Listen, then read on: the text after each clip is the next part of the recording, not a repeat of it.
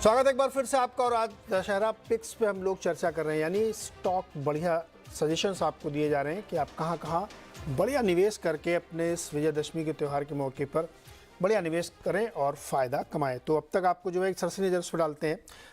माहेश्वरी जी ने हमें बताया कि Mazagon dock, IDFC first bank, solar industries और इंडियन होटल्स उनकी 4 पसंद के स्टॉक है जहां पे आप निवेश कर सकते हैं। सर्वेंद्र को BPCL और गेल पसंद आ रहा है। आस्था जैन को ब्लू डार्ट और ट्रेंड पसंद है।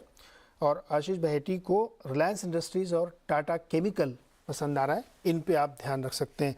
माहेश्वरी जी, आप कह रहे थे ना कि ज़्यादा लालची नहीं होना चाहिए। मैं जब शो करने आ रहा था, कुछ लोगों ने कहा कि यार मांगो तो बड़ा मांगो, जब बहुत बड़ा मांगोगे तो थोड़ा उससे छोटा तो मिल ही जाएगा।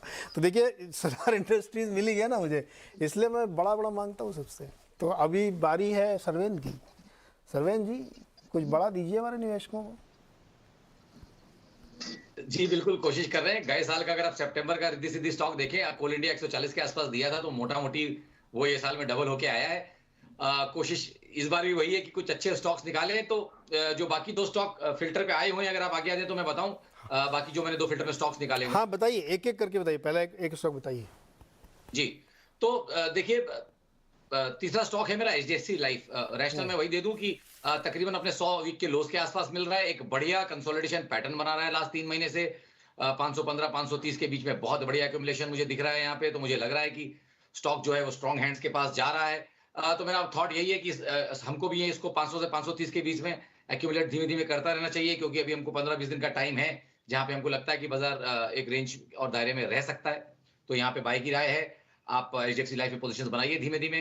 479.80 का आप यहाँ पे स्टॉप लॉस बना के रखेंगे HDFC लाइफ में। और मुझे लगता है कि ऊपर में यहाँ पे 620 से 630 के टारगेट्स नेक्स्ट 9 से 12 महीने में HDFC लाइफ के लिए आने चाहिए। और एक जैसे मैंने आपने बोला रिस्क लो, तो एक मैंने इसमें एक डार्क हॉर्स भी अब मैं खेलने की कोशिश कर रहा हूँ। लास्ट वाला जो है वो डार्क हॉर्स है, ये आपको बहुत अच्छे रिटर्न भी दे सकता है। वो है एक कंपनी जो बहुत पिट गई है, स्ट्राइड्स आर्को लैब, स्टार जिसका कोड है। मुझे लगता है 310 और 340 का अगर आप देखिए तो बिल्कुल एक लाइन करेक्शन डाउ थ्योरी में जो है वो लास्ट 4-5-6 महीनों से चल रहा है। और स्टॉक तकरीबन तकरीबन अपने 5 साल के लोस पे मिल रहा है आपको। तो मुझे लग रहा है कि यहाँ पे डेफिनेटली आप देखिए तो आपको दिखेगा कि थोड़ी स्ट्रॉन्ग हैंड्स की बाइंग मुझे लग रही है कि एक्यूमुलेशन जोन में चल रही है। और आप इसको अच्छे से अगर यहाँ पे एक्यूमुलेट करते हैं 310 340 की रेंज में, तो मेरा मानना है कि ऊपर में तकरीबन 500 से 520 के स्तर आपको यहाँ स्टार के लिए ऊपर में आते हुए दिखने चाहिए 9 से 12 महीने में। तो यहाँ पे भी बाय करने की राय है। सर्वेंद्र, ये बताइए कि जैसे HDFC लाइफ है, लोग 10 साल 15 साल 20 साल की पॉलिसी खरीदते हैं, ये 20 साल के लिए स्टॉक खरीदा जाए क्या? देखिए सर, आपने जो स्लाइस दी वो एक 9-12 महीने की स्लाइस पकड़ने की कोशिश की है, बट ये देखिए मुश्किल सवाल है।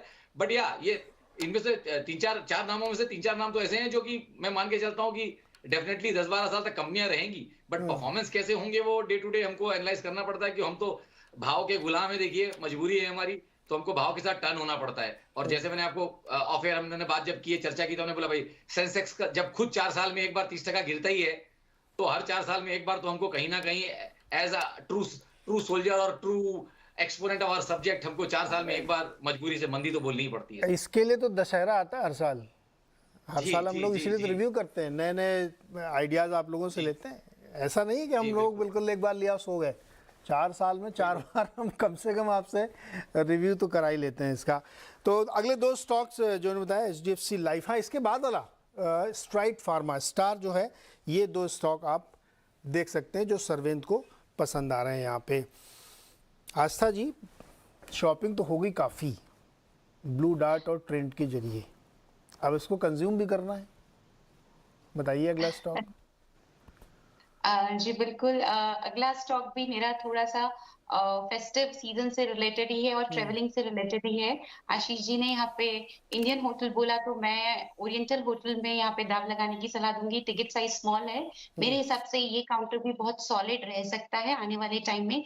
और सबसे बड़ी बात है कि इंडियन होटल जो है वो बेसिकली एक तरह से देखा जाए तो एसोसिएट कंपनी ही है ओरिएंटल होटल की। अब अगर मैं ओरिएंटल होटल की बात करूँ तो क्यों पसंद आता है? सबसे पहले again financial performance robust. In fact इस बार का जो क्वार्टर गया था Q1 FY23, उसमें तो इन्होंने हाईएस्ट एवर प्रॉफिट्स यहाँ पे पोस्ट करके दिखा दिए थे। दूसरी तरफ देखा जाए तो ऑक्यूपेंसी जो रेट्स हैं वो भी काफी अच्छी खासी बढ़ रही है, क्योंकि मेरे हिसाब से 15% से ऑक्यूपेंसी लेवल्स बढ़े हैं होटल के, और वहीं एवरेज रूम रेट जो है वो 30% से इजाफा करती हुई नजर आई है, जो कि मुझे लगता है कि काफी इंपॉर्टेंट है, ये पैरामीटर्स हैं और ये फाइनेंशियल परफॉर्मेंस में और ज्यादा यहाँ पे आगे मजबूती दिखा सकते हैं। ओरिएंटल होटल की बात करें, क्योंकि इंडियन होटल के साथ ये एसोसिएटेड है, तो इंडियन होटल एक स्ट्रेटेजी पे वर्क कर रहा है आह्वान 2025।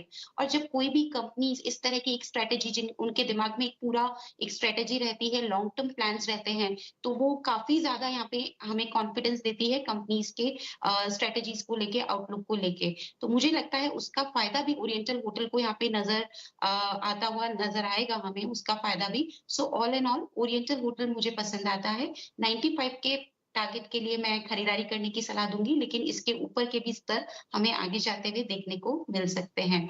दूसरा स्टॉक जो पसंद आता है वो बैंकिंग क्षेत्र का दिग्गज पब्लिक सेक्टर बैंक है, एसबीआई। उसके बारे में हम सब जानते हैं, लेकिन क्योंकि अभी बैंकिंग स्टॉक्स काफी ज्यादा यहाँ पे चल रहे हैं, तो एक सेफ प्ले मैं यहाँ पे एसबीआई में देखती हूँ, और मुझे लगता है कि ये भी बहुत बढ़िया यहाँ पे मजबूती दिखाएगा, क्योंकि अभी जो नतीजे आएंगे मैं उनमें काफी ज्यादा ऑप्टिमिस्टिक हूँ। बैंक के जो पहले नतीजे थे वो भी बहुत बढ़िया थे। इनकी सिर्फ रिटेल लोन बुक ही नहीं, बल्कि एसएमई और एग्री लोन बुक भी बहुत बढ़िया ग्रोथ दिखा रही है, 10% से ज्यादा की। और देखा जाए तो किसी भी बैंक का सबसे इंपॉर्टेंट स्तंभ होता है एक तो लोन और एक डिपॉजिट्स, और दोनों में ही बहुत सॉलिड हमें ग्रोथ आगे जाते हुए भी देखने को मिलेगी। इनफैक्ट मैं 13% की यहाँ पे सीएजीआर एक्सपेक्ट कर रही हूँ आने वाले 2 साल में एसबीआई की लोन बुक को लेके। So all in all SBI भी काफी ज्यादा अच्छा लगता है। एक अच्छी बात ये है कि कंपनी ने अपने यहाँ पे जो जीएनपी और एनएनपी रेशियोज है उनमें एक गिरावट दिखाई है, स्पेशली जो एनएनपी रेशियो है वो गिरावट दिखाई है, तो एसेट क्वालिटी सॉलिड है, और आगे जाते हुए ये बैंक और भी अच्छा परफॉर्म करता हुआ नजर आएगा। पहला टारगेट 620 का रहेगा, उसके बाद 680 700 के भी लेवल्स हमें ये बैंक दिखा सकता है आने वाले लंबे समय में। तो एसबीआई मेरा दूसरा पसंदीदा स्टॉक है इस कड़ी में। आशीष जी, एक सवाल है मेरा बैंक से जुड़ा हुआ। आशीष जी, आपसे भी मैं पूछूंगा, बैंक में